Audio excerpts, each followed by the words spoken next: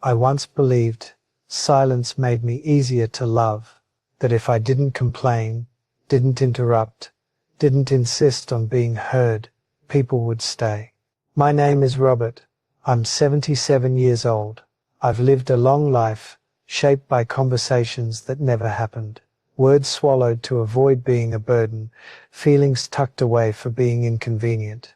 What I never said didn't fade. It stayed with me, quietly growing heavier. I didn't wake up one day and decide to stay quiet. It happened slowly, almost politely. I learned early that holding things in kept life smoother, fewer questions, fewer complications. I told myself I was being considerate. What I didn't see then was how often I was editing myself out of my own life. When people asked how I was, I gave them the version that required nothing back. I'm fine, still going. Those answers became muscle memory. I said them even when I was lonely, even when something hurt. It felt easier to be brief than to risk someone hearing more than they wanted. There were feelings I thought I'd come back to later.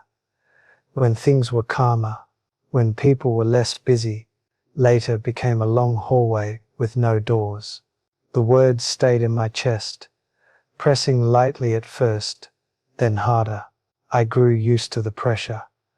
I forgot it wasn't normal.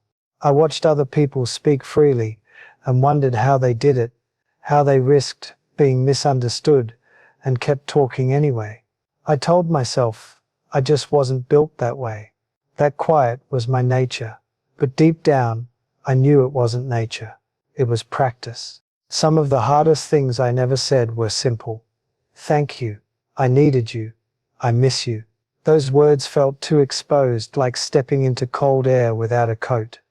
So I stayed wrapped in silence, convincing myself that people could feel what I never voiced. Of course, they didn't always feel it.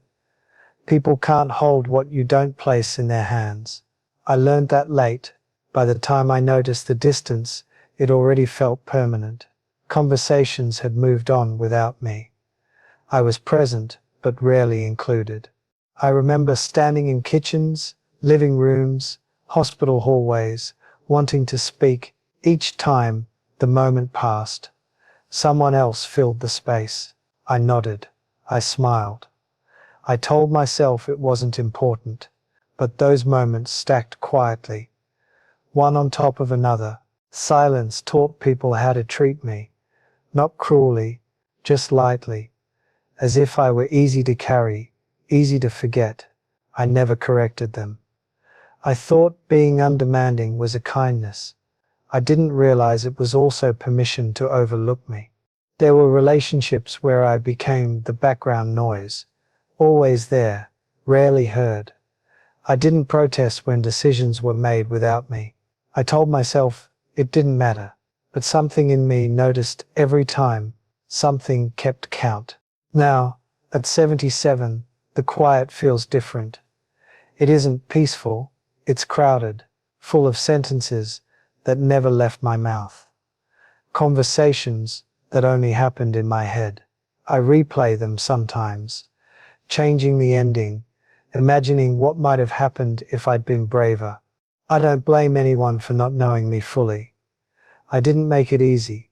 I hid the parts that felt inconvenient, emotional, unfinished.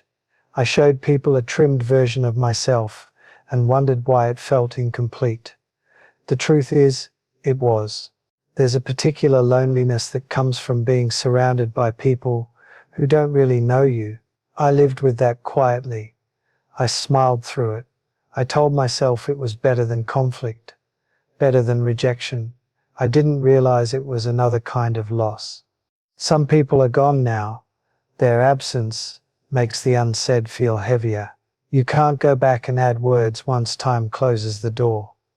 I carry those silences with their names attached, not as guilt, but as weight, a reminder of what I withheld. I used to think love didn't need to be spoken, that it was obvious, that it showed itself through staying, through patience, but love unspoken can feel invisible. I see that now. I wish I had trusted words more when I still had the chance. There were moments that asked something of me, and I answered with nothing.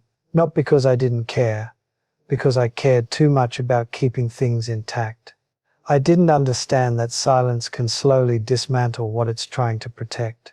A long life gives you perspective, but it also gives you echoes. I hear my younger voice sometimes, waiting to be used. It sounds uncertain, hopeful, afraid. I want to tell him that holding everything inside doesn't make it disappear. It just delays the pain. People remember me as calm, agreeable, steady. That's not untrue. It's just incomplete. There was more in me than I allowed to surface. More feeling, more need, more truth. I mistook control for safety, and silence became my habit. Now the days are slower, quieter. I have time to notice what's missing. I don't regret my life, but I do feel the shape of what was never said. It sits beside me like an old companion, familiar and unavoidable. If there's anything I understand now, it's that words are not interruptions, they're bridges. I waited too long to cross many of them. Some are gone, some lead nowhere now. I accept that. Acceptance doesn't erase the ache.